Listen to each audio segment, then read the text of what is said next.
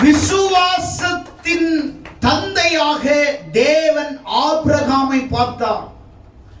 உங்களிடத்திலே விசுவாசத்தை பார்ப்பது போல தேவன் ஆபிரகாமினிடத்திலே விசுவாசத்தை பார்த்தார்.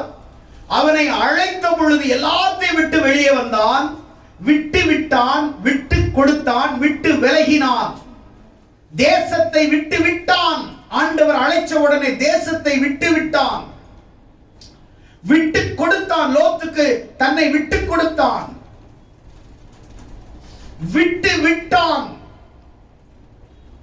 ஈசாக்கை விலைக்கிரயமாய் தேவனுக்கு கொடுத்தான், விலைக்கிரயமாய் கொடுத்தான் ஈசாக்கை. 100 வயதுல கற்றுக் கொடுத்த பிள்ளையை ஆண்டவர் பலி செலுத்த கேட்கும் பொழுது ஆபிரகாம் தயங்கவில்லை, ஆபிரகாம் கோபப்படவில்லை.